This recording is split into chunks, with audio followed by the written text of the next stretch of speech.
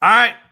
Welcome, everyone, to Breaking Big Blue. I'm your host, Jordan Raanan on ESPN, ESPN.com. Giants reporter, Breaking Big Blue, and Giants Nation show collaboration Monday nights, Monday Night Madness, whatever we want to call it. We're here. Bobby will join me in a little bit. I want to go over a couple things. First, I want to start with a little Jackson Dart note. Should Jackson Dart be the number 2 quarterback? That's the first topic we're going to touch. Then we'll get to the 53-man roster discussions, right? The big discussions. What do you do with Tommy DeVito? What happens there? Running back. What moves are made at running back? Is there a way for Turbo Miller to find his way on the roster, or somebody else that's not even on the Giants roster landing here? Tight end position. Giants offensive line, there's going to be some moving and shaking there. And then I'll touch a little bit on the fourth safety situation. They already cut Kayvon Wallace. So let's start real quick with a little Jackson Dart talk, because he played the final preseason game. Again, excellent, played really well. So now we have Jackson Dart, off a great preseason, did everything the Giants wanted. The question now is, we know Russell Wilson's going to start. Should Jackson Dart be the number 2 quarterback is the question. We asked Brian Daboll the other day. He said, we'll see. Obviously didn't want to touch it. Not going to go anywhere. Everything to him is this is not pink, by the way. This is the Pink, the sequel. This is more orange on the screen. For some reason, it looks pinkish. I get it. But I'm telling you, it's orange. The lighting makes it look pink. But Brian Daboll basically didn't want to give an answer. Everything for him is a competitive advantage. Everything is about getting a competitive advantage. If you don't know who the number 2 is, he thinks that's a competitive advantage. So here's what I think. And I was thinking about this. To me, it doesn't make sense for Jackson Dart. He may be the number 2 in regards to if something happens to Russell Wilson, would they put him in as a starter? Even then, I think at the beginning of the season, they don't want to have to go to him too early. Giants Nation show is telling me it's pink. Okay, I guess I have to live with the fact that it looks completely pink, but it's orange. Here's the thing. If they start a quarterback, right, yes, they might go to Jackson Dart. That'll be a decision they have to make. To me, it doesn't make sense for him to be the number 2 to start the season with Russell Wilson as a starter, because if you have to put him in the game, the ideal situation is not to put him in the middle of a game if something happens to Russell Wilson. To me, it makes a lot more sense if you put in Jameis Winston in that situation. Put Jackson Dart in the most optimal situation you can, and that's with a full game to prepare, start to finish, play him then. Why are you going to throw him in the middle of a game? What good is that for the rookie quarterback to have to throw him in that spot? So to me, I don't really see Jackson Dart technically being the number 2 quarterback for week 1. It makes more sense to have Russell Wilson start and have the backup in uniform being Jameis Winston. Now, if something happens to Russell Wilson, you have to make a decision who's going to start. That's a different story. Jackson Dart may be the number 2 in that situation, but for you to put him in the middle of a game for his first career game and have to throw him in the middle, not ideal, if you ask my opinion on that. So,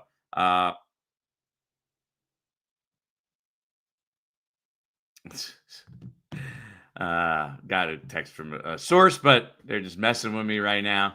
So, yeah. So that's what I feel like.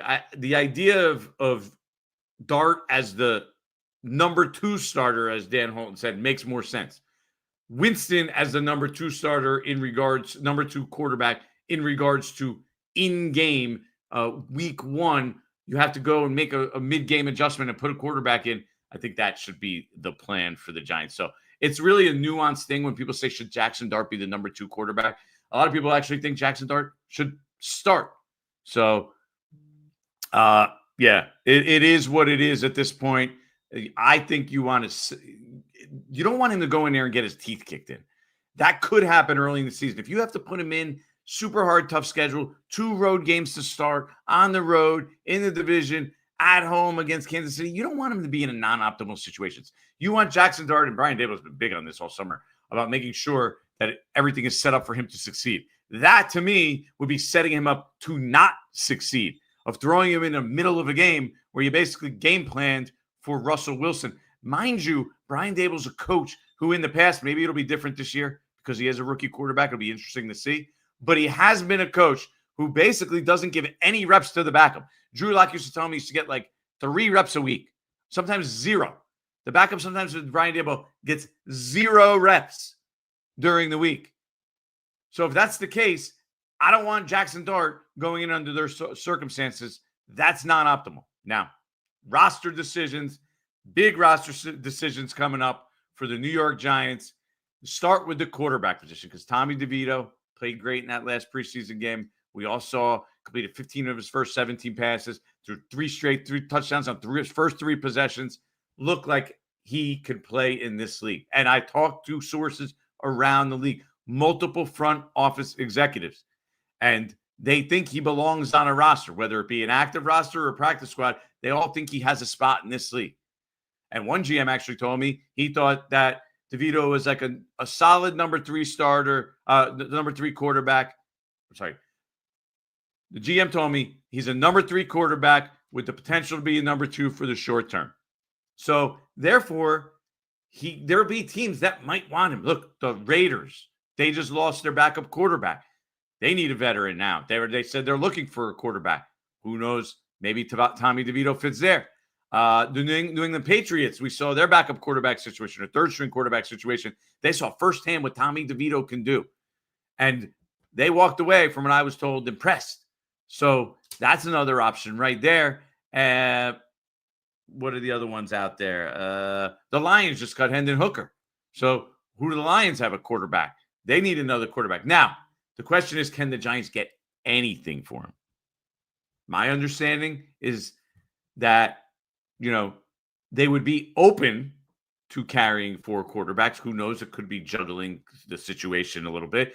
It could be to try and trade him until the last possible second, stretching it out if you need to for an extra day or so. Who knows? I have a hard time imagining they would ever keep 4 quarterbacks during the season. But I did hear today that it is possible, not impossible, I should say, that they keep a 4th quarterback. I don't think it would be for the long term. It would seem to be with the intention of maximizing value with Tommy DeVito elsewhere. But we'll see. Who knows? That seems to be the situation with Tommy DeVito. He has proven he can play to some degree in the league, and he does have some value. Whether it's enough value to get something in a trade, maybe not. Maybe it's they have to waive him. He gets claimed in waivers, or maybe even clears 2 waivers, and there's teams that are willing to sign him. Either A, to the practice squad and say, hey, come prove what you could do with the practice squad with us, and then we'll elevate you to the active roster in a week or 2. Those are the kind of deals that kind of go down with the quarterback situation. So it's going to be Russell Wilson, Jackson Dart, and then Jameis Winston. The Giants do not have an intention, as far as I have been told, of trading Jameis Winston. They want to keep Winston. They like the way and the influence he has sort of bringing the group together. He actually does some nights, him and Jackson Dart are sitting there doing, Jameis' stretch program, or they do yoga together. So they like Winston in that building and think he has value. So getting rid of Jameis Winston for nothing of real value in return doesn't even make sense to the Giants. A lot of people say, well, they should trade Winston. But it doesn't always work that way. Getting a lot of texts, just making sure real quick. Nothing that needs to be said here. But the other thing about the quarterback position is that Jameis Winston had a pretty good camp. He started off slow, but I actually did think that Jameis Winston from start to finish had a pretty strong camp for the Giants. And maybe if he had played poorly, they would say, you know what, maybe we don't need to keep him around. Jackson Dart's already better than him. But he proved throughout the summer that he can make big time throws. I mean, he's working with the 3rd team. He's staying after. He was one of, if not the last people off the field today, throwing to the receivers. He's throwing to Jalen Hyatt after practice. He's throwing with Juice Wells after practice. Little Jordan Humphrey. Like, Jameis Winston, so to them, has value. So I I think he's going to remain with the Giants. And Tommy DeVito, when all said and done, is probably going to end up elsewhere because there's going to be value for him. And the Giants made a decision earlier this year, right? He was their fourth quarterback. Yes, they'd love to keep him around, I believe, have him on the practice squad, have him as their fourth quarterback, have him in Jackson Dart's ear. They're very close. That's part of like their clique. It's actually Dart, DeVito, Turbo Miller, and Jalen Hyatt. I believe that's their group of friends. Those guys are very tight. Really like a young, new age kind of group of personalities. So that is the group right there. And so, yeah, in a perfect world, they'd love to, I believe, have Tommy DeVito on the practice squad. Not sure that's going to happen. DeVito would probably like to go somewhere where he can have a chance to play, have a chance to eventually be the 2, at least the 3. Here he's going to be the number 4 quarterback. It's going to take a miracle for him to get on the field. So that's the Tommy DeVito situation. I expect that playing out over the next 2 days.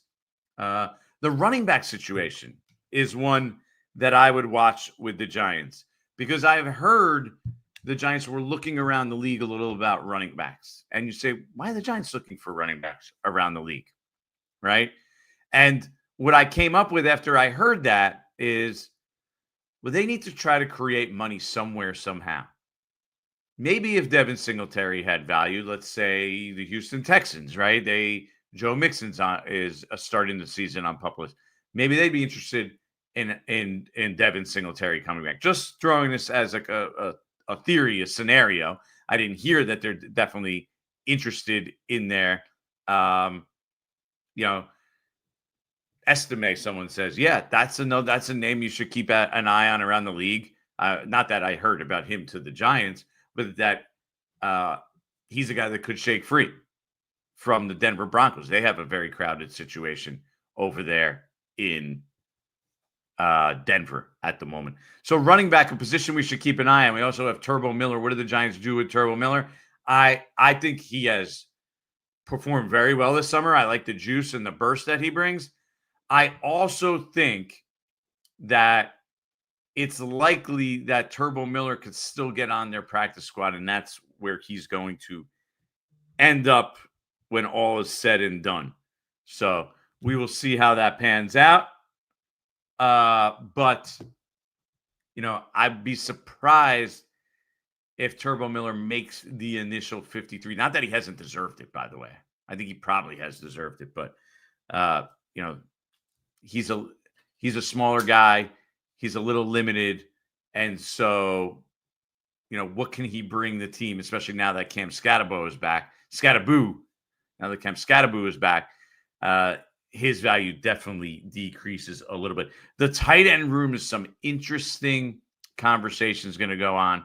I really don't have a good feel for that.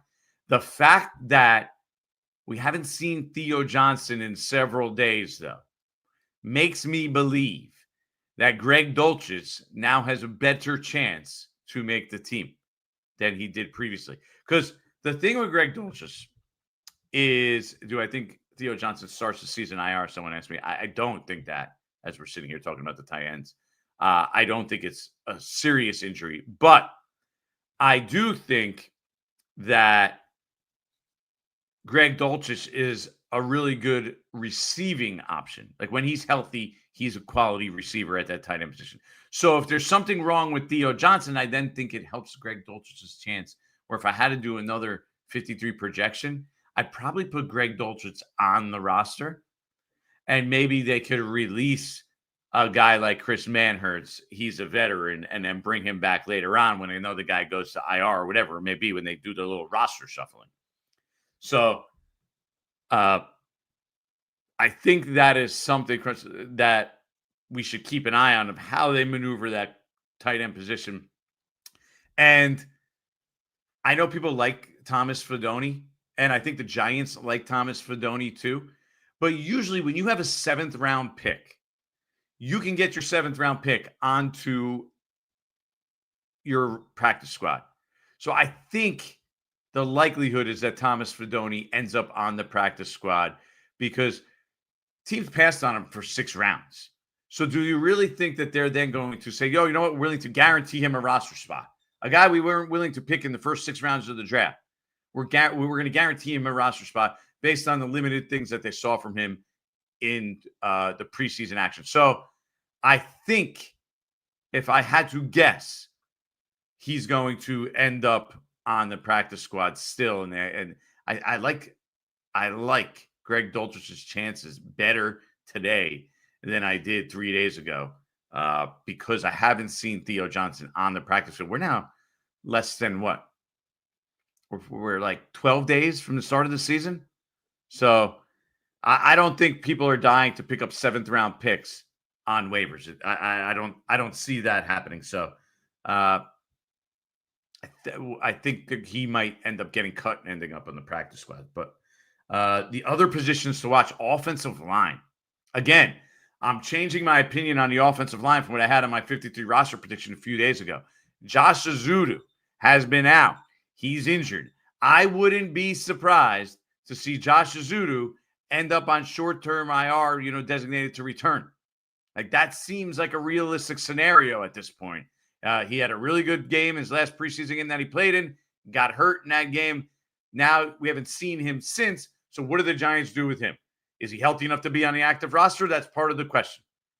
If he doesn't, I think he ends up on IR. I think that opens the door for an Aaron Stinney who I didn't have on there. Or here's a name to watch who I thought had a pretty good summer, Brian Hudson. And so I think the Giants, one of those two guys can maybe slip on the roster. Brian Hudson has guard, center, flex. It's a possibility. Aaron Stinney is also a guy I think has proven he could play in this league. He could start and play, for a short period of time if need be. That's the beauty of Aaron Stinney. You could trust him. And Evan Neal, we saw the other day. Again, that experiment, mixed reviews so far. I know the Giants have been trying to sell that. They've been trying to sell that they're happy with it. But I'm not saying he's not going to make the team. I'm just saying, can you really trust Evan Neal? Let's say something happens to Greg Van Roten. And then Greg Van Roten, he's a guy they could trust at guard. And there's people that I've heard say that they think in the organization think he's the best center that they have. So who knows? Maybe at some point he ends up needing to go to center. So, there's a bunch of different scenarios that can unfold here. Authentic. I see that Brian Hudson you had making your 53. I saw that. That was one that definitely caught my eye because it was a little bit different. It's just something I think we need to keep an eye on. I also think Brian Hudson probably can sneak. I should say probably. I think Brian Hudson could sneak on their 53. They don't need to put him on the 53 because they could probably sneak him onto the practice squad. But we'll see how that pans out. The other position is safety, right? I feel like I put Kayvon Wallace as the fourth safety, but that's only because I didn't love the options that the Giants have there right now. When it comes to the fourth safety, I think their fourth safety eventually might be a guy that's not even on their roster right now. He might come from elsewhere, right? Sort of like last year, Anthony Johnson was a guy they claimed on waivers, spent the whole summer and season with them, didn't play at all, but yeah. So I think that's a position where you might see a player that's not on their roster get onto their 53 before all is said and done. Art Green also, he's my choice for the bottom of the, or at least 5th cornerback spot. Did you see the way he was tackling during the 3rd preseason game against the Patriots? That really caught my eye. I think he earned and won his spot right there in that final preseason game. So Art Green is a guy I have on my 53-man cut-down roster. I think, Trey Hawkins is probably more expendable than Art Green at this point. But number one, and we're talking about at the top, okay, you have Paulson Adebo on one side. The other side, it seems to actually be trending right now towards Cordell Flott. It seems to be trending towards Cordell Flott being the starter opposite Paulson Adebo on the other side. Deonte Banks hasn't had a great summer. I think that when healthy, Cordell Flott has actually outplayed him. So I do think he's actually, I think that competition is still open. But I think if they played a game today, my gut tells me that Cordell Flott would be starting across Paulson Adeba. Maybe it's because Deontay Banks was banged up a little bit the past few weeks, but Cordell Flott has played pretty well. And you know what? He outplayed Deontay Banks last season. Let's be honest about that. He outplayed Deontay Banks last season. So I see somebody talking about dropping code words during Nick Soldano said I was dropping code words during Dable's presser today. So yeah, 880 ESPN New York this week. I'll be hosting live 6 to 10 a.m. all week. Everybody tune in on Monday to Friday. I'll be there all week with Dan Grassa. We'll talk some Giants. We'll probably have some be there live. You might be able to get the cuts before anyone else gets them on the air tomorrow because I'll be on there live. And if I get anything, sent to me on my phone, I'll definitely probably just put it on there first and then, cycle it through everywhere that I need to send it. So any other position battles? I mean, an interesting one on the defensive line. Elijah Chapman, obviously, he's a guy they really like. I thought he was going to make it anyway. That fact that he's adding positional versatility as a fullback sort of, to me, cements that he's going to be on the roster, although I really didn't think there was any doubt. The bottom spot, to me, comes down to DJ Davidson and Jeremiah Ledbetter. And I think DJ Davidson probably flashed more throughout the preseason than Ledbetter. And the fact that Ledbetter, who is a veteran, who I thought, was a proven run stuffer in this league, he never really gained traction. He was working with the third team a lot this summer. I actually have him not making the roster, which if you told me at the start of training camp, I would have been stunned to hear that DJ Davidson might make it over him. So, and Elijah Chapman, they like him. They think he can get up the field and, get through the gaps and get upfield in regards to being an up the field edge rushing type defensive tackle. He shouldn't be a rundown defensive tackle. That's not what Elijah Chapman's game is. He's undersized. He's too little. I've seen plays where ends up 6 to 8 yards downfield. So they got to be careful of when they use him, but I do think he has a purpose. So those are the 53-man roster positions that I have in doubt. Oh, I also, you want me to talk about inside linebacker a little bit? Bobby Okereke, Micah McFadden, they're your starters. Giants really like Darius Muasau. He's like the third man and right behind those the little like 1B tier. And then they have, to me, 2 veterans that they signed for special teams and give them depth, the guys that have played at that position in the NFL. You're talking about Chris Board. I keep wanting to call him CJ Board because the Giants had a CJ Board.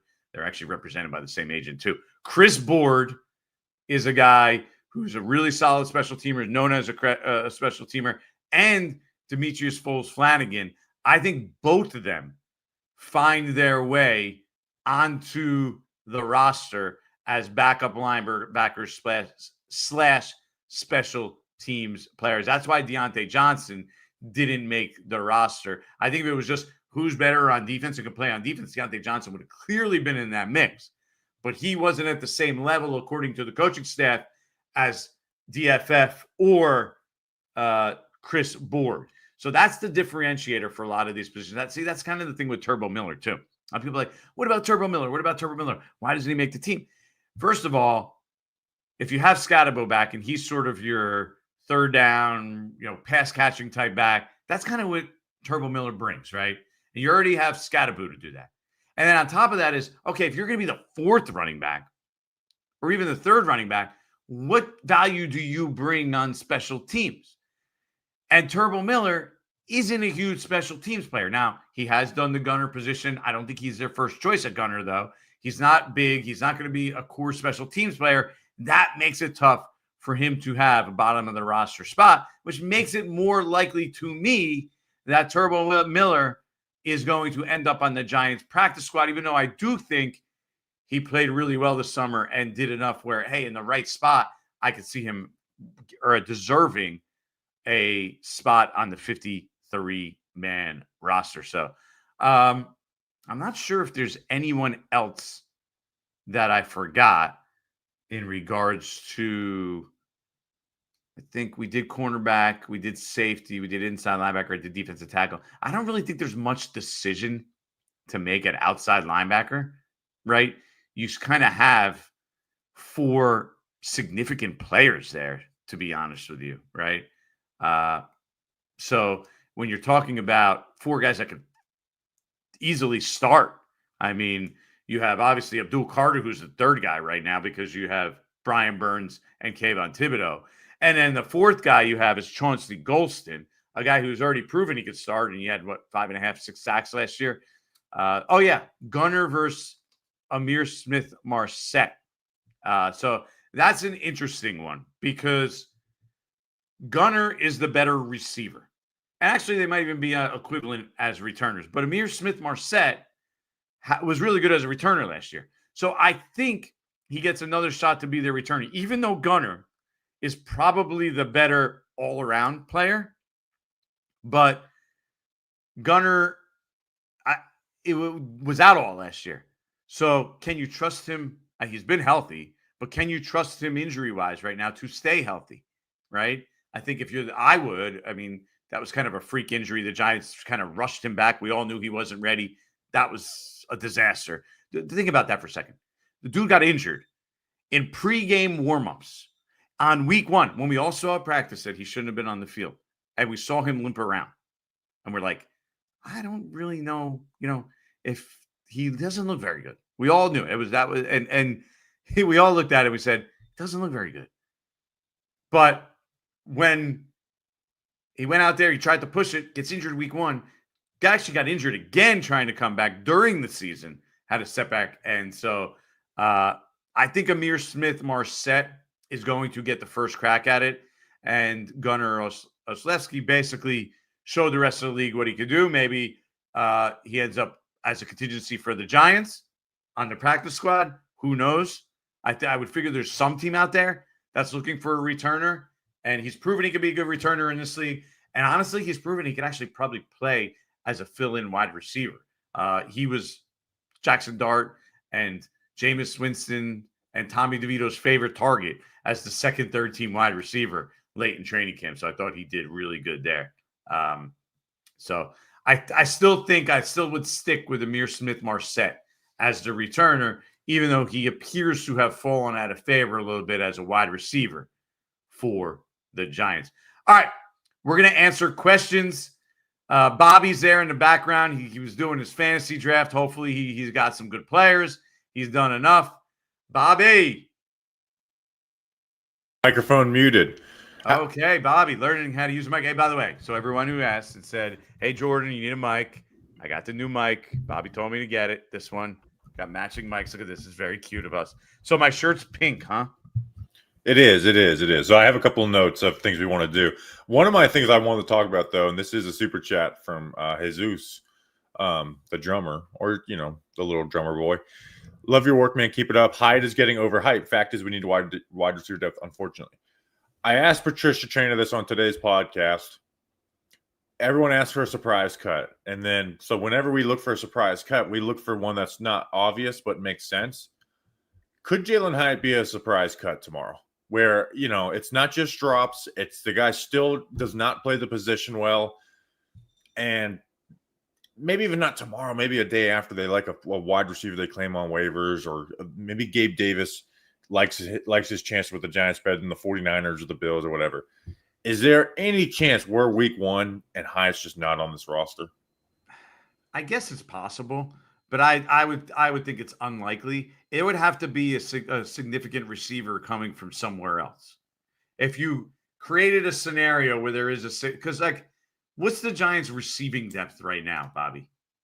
It's Bo. I mean, it would just be Bo Collins. Like right now they keep 6. It'd be Hyatt, Bo Collins, and then you can't have Bo Collins as your fourth receiver. So Malik Neighbors gets injured, and you're throwing Bo Collins out there. But I'm thinking of different. I think he is a bad player, right? I quote unquote watched the film, bro. I saw your complaint about how he didn't get outside in the hash marks on the go route. It's consistent, dude. We're playing against backups. His release was inside there. there's just consistently bad ball being like where I'm talking about like Isaiah Hodgins. What if he gets cut by the 49ers? Like bringing him back, someone who understands the playbook can get you 500 yards in a pinch if Darius Slayton gets injured. I for the year think they want to give Hyatt one more run at it. I do. I just think. Look, when they had first team reps available and Malik Neighbors was out or Darius Slayton was out, it was going to Jalen Hyatt. I understand that it's camp and all that. They're invested in him. I just don't see them cutting bait unless they have something way more significant than Isaiah Hodgins. Yeah, I would. And I think, honestly, and I know you're down on him, I think you should give it one more shot here in the regular season to see if you could get something out of him. He should be a useful player. I think he can be a useful player. I get it. But I think he's only useful as a wide receiver 4, and that use is limited. Like if he actually has to start, then he's a negative to the team. You know, like if no one gets hurt, yeah, I can live with Hyatt being the 4th guy. But if someone gets hurt, he's hurting your team if he's out there. Well, his role right now would be as a wide receiver 4. I understand that. But I just have a hard time seeing them wanting to get off of that at this point. Yeah, I haven't heard them going after any receivers or bigger receivers. And remember, they have a money problem. Like, it would be hard to get anybody that makes any money. But I'm saying, like, I think Hodges, like Gabe Davis is possible because he doesn't cost any money. He's right. But I think I'm now looking for more of like, okay, if someone gets injured, who's the best player to go in more so than Hyatt getting 8 reps off the bench with his speed. Like I think I value what that you more would see in a spot like that would be a Jalen Hyatt, Bo Collins, at least right now, combo. And so you're not replacing that with one person. All right, Bo Collins would be like your, run down and, possession type guy, and Jalen Hyatt will still maybe come in and split that and be like sort of the deep shot guy. So right. I don't think you should look at it as saying, oh, we're going to replace that with one guy, because let's be honest, you don't usually have a guy that can replace your number one receiver. Okay. I want to nail you down since he's in the thumbnail too. Before we're going to get to other people's questions, but okay. I took a few notes in the background. Who did I not touch on? No, you did. But what happens with Devito? Are we talking about cut tomorrow, held on, and comes back to the practice squad? Because he sees the benefit of staying in New Jersey, or traded / ends up on another team? I think that last preseason game solidified that he's going to find a home elsewhere. That's my gut. I've talked to a lot of people the last couple of days about it. I talked to other teams who basically said they think one GM said he thought he might be claimed by somebody, not specifically him, but he thought another team would probably claim him. Another guy said, he could be their 3rd guy on the practice squad. So knowing those are the options, I think it's going to be tough. And I know there's benefits to him staying here. And if the options weren't great, I think he would end up staying here. But now I just think that there's too many options for him.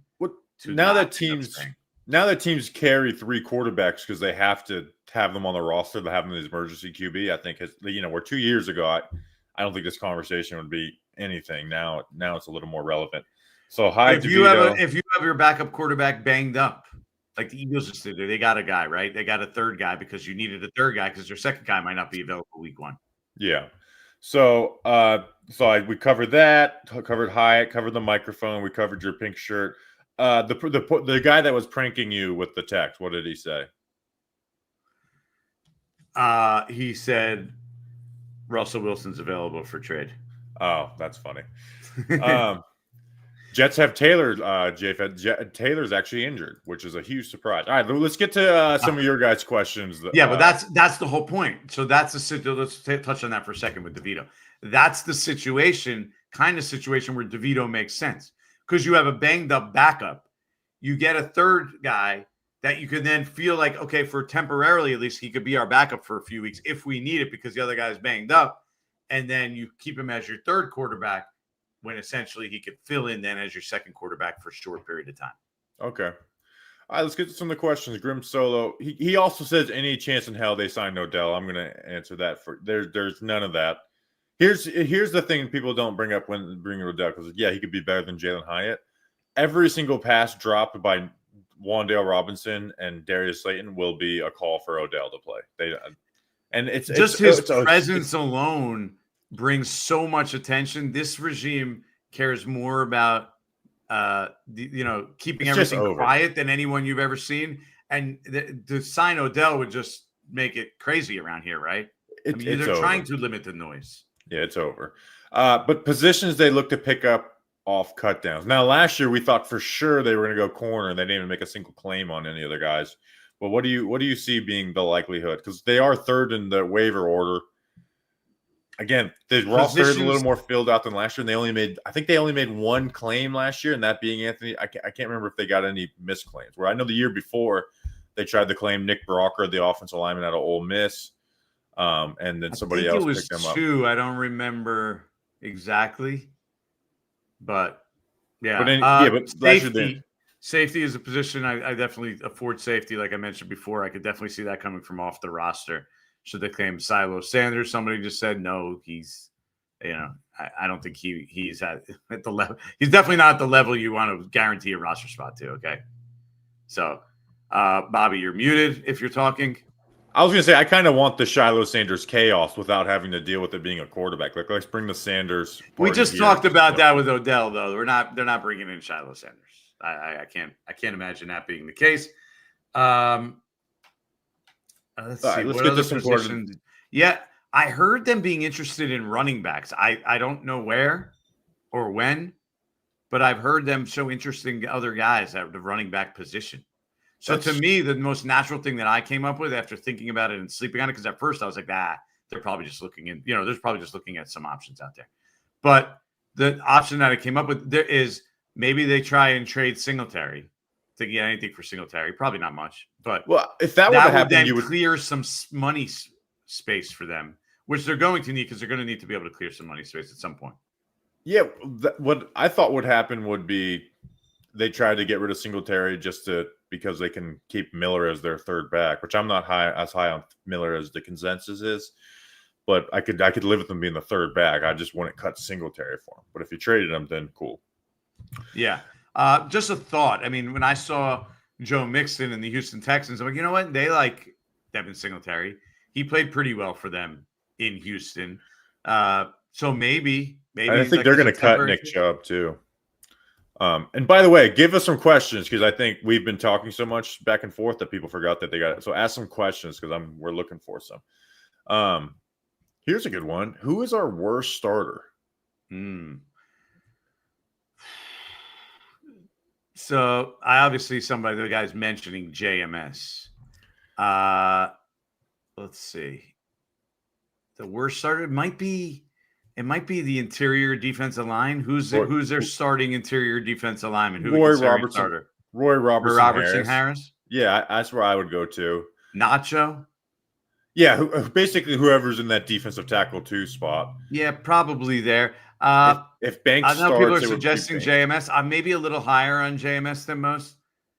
And I was talking to Sean O'Hara, and he kind of told me he liked some of the things he saw from JMS, and that there was improvement there. So maybe it just makes me think I'm not making any I get it. He didn't play well last year. If it was based off the way he played his first 2 years, he would probably be the answer and be in the conversation. But I do think there is potential for him to get better this year and play at a higher level than he did last year. When he was banged up, I think that hurt him also. So, yeah, he's in that role too. Also, I mean, Russell Wilson's not that far off, is he?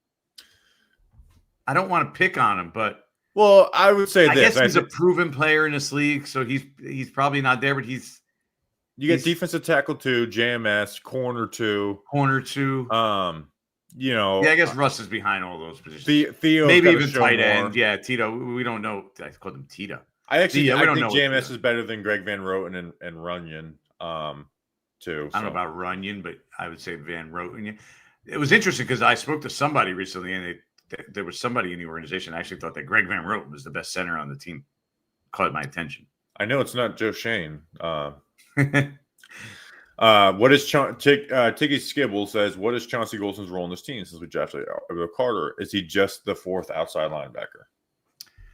I think he's basically part of their certain pass rush packages. You might see him as well, and he's sort of him and Abdul Carter are sort of he's maybe like the backup to Abdul Carter, or if one of the edge rushers then gets injured, Abdul Carter ends up being one of those edge rushers, and then Golston goes in that role. So he's kind of like the backup at both spots, I think.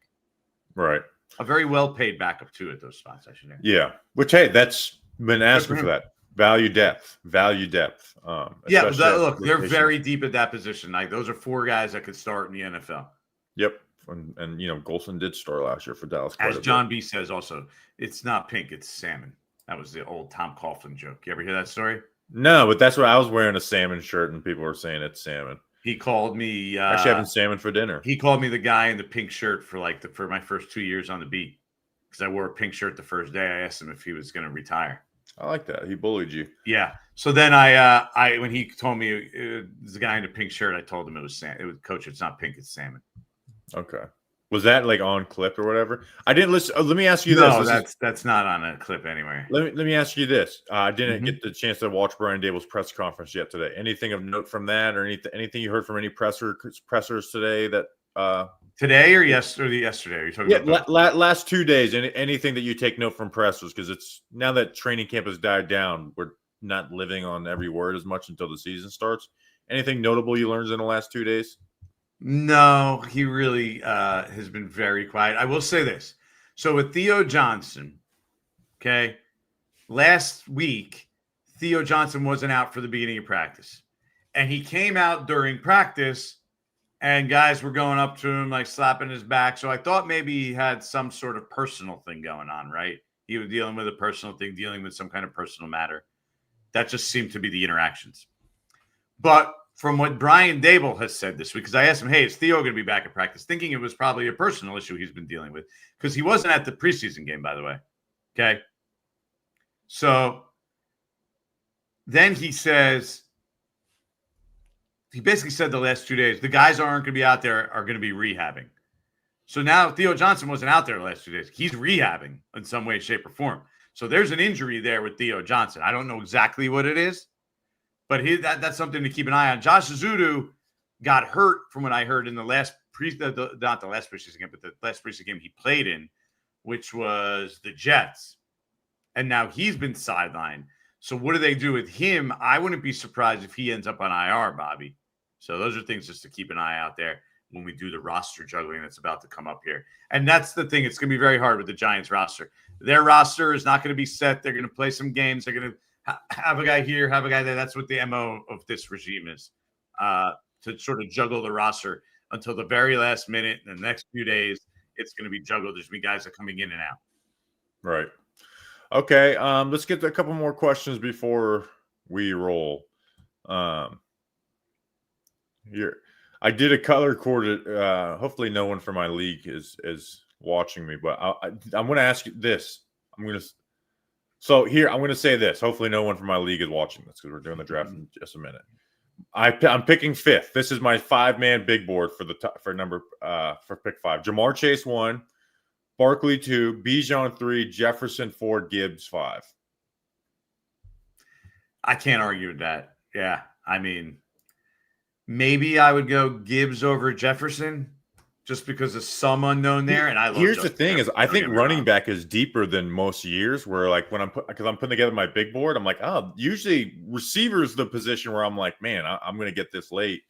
Where running back, I'm like, I kind of like what I could get with running back in round 2 or 3. You have wide receivers always deep. I actually think Bijan should be 1 on the list. Yeah, I could see that. But like my running back, you got Saquon. Here's my big board for Saquon. I have 5 blue chips: Saquon, Bijan, Gibbs, Taylor, Cook. Henry, I don't have as a blue chip. He's at the age where it's hard to. You kind of got to guess that he may not have the same year that he did last year, even though I did draft him last year. Then I have Genty and Hampton. I was about to say, I love Genty.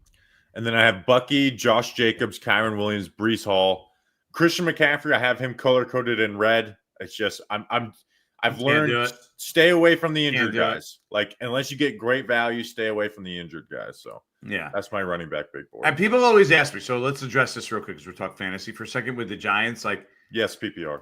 Is what do you think of Tracy? Should I keep? The guy just asked me in the 17th round of my draft. I got Tracy last year. Should I keep him for a set? And I'm like, yes, absolutely, dude. He's their number 1 running back.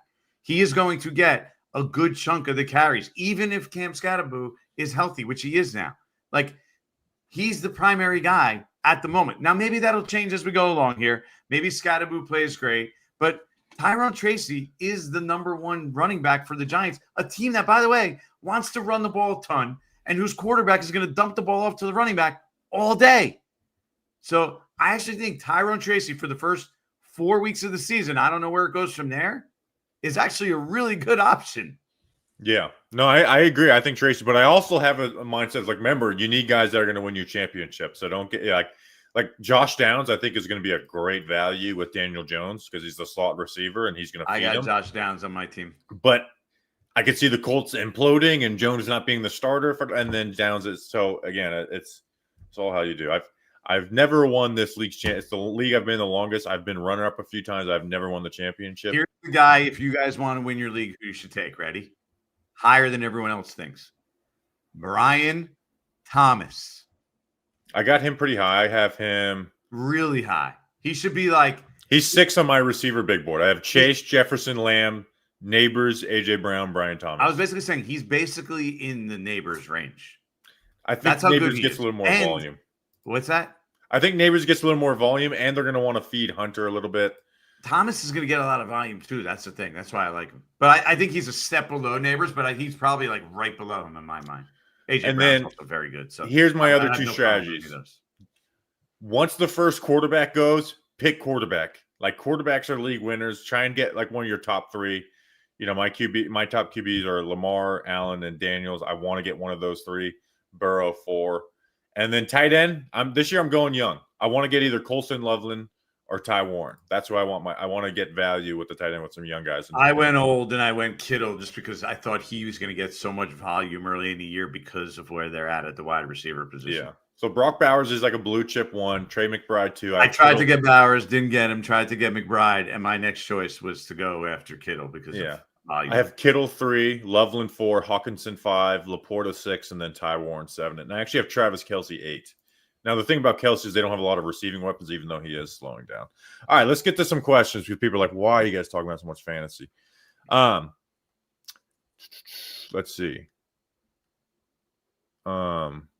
Giants question. Shoot them our way. Come on. What do you got? Paulson and Debo followed McLaurin week 1. No, I mean, that's kind of been standard for Bones. He doesn't have the corners. Well, I will say they have done game plan specific stuff. In the preseason, you haven't seen that. And even in training camp, they're not having. I think we will see it week 1 now. I do. Just because of where the Giants are at that CB2 spot, I don't think it's going to be something that they want to sit there and take a chance on. Now, maybe it's a little different only because McLaurin hasn't really practiced and because it'll be a little limited. But I actually, if I had to guess, and I'm strictly guessing because we don't see this stuff, and it's not generally Shane Bowen's MO, but I do believe if you had time all offseason to plan for it, you're probably going to plan to do that. I mean, we can finish off with this because, Adam Schefter, your boy, clearly knew that Terry McLaurin was getting a deal, but he's on some show this morning saying there's no progress. So, is Parsons going to play? Because this is the only one out of any of these I thought might go into the season because it's so toxic. It's gonna go. He's gonna get signed next Wednesday, day before the season starts. Micah Parsons is gonna sign. He's gonna show up like a hero. Look, all these guys are signing. I don't even pay attention to a lot of the talk because I think until we get to like the week of the first game, then I think you at least need to be a little worried. But until then, like I'm fully confident. I feel like 95% confident based on no inside information. Just the way these things generally go, that Micah Parsons will be signed by Wednesday next week. So they play on Thursday, by the way. I'm of the nothing ever happens group, but with Micah it feels toxic. Now at the same time, Dak last year it felt a little weird and thought maybe it was done there, and then they got, like you said, got something done. But with Micah, like it's become toxic. Like not talking to the agent, Jerry Jones doing media tours. It's all a joke for Jerry, and you know how like elderly people could say crazy stuff and you're just willing to brush it off. At the end of the day, that's what everyone's going to say about Jerry. Yeah. That's just Jerry. Yeah, he's got to, what he says, crazy things. All right. Brush it underneath. I will say, if the Giants were able to just like, it would never happen, but like say they traded 2 first-round picks for Michael Parsons, I actually would pick them to win the Super Bowl. Like you just want to be able to. Where the heck are you going to play everyone? That It's a doesn't make joke. sense. It's not serious. It's not serious at all. But I'm just saying, if you had Dexter Lawrence, Abdul Karim, you can't block us. Like we don't even need to play. We can run the ball every single play, and we're going to win the Super Bowl. Why don't you close this out? All right. Hey, next week is a holiday next Monday. So we're talking about this before. So next week, let's do Tuesday.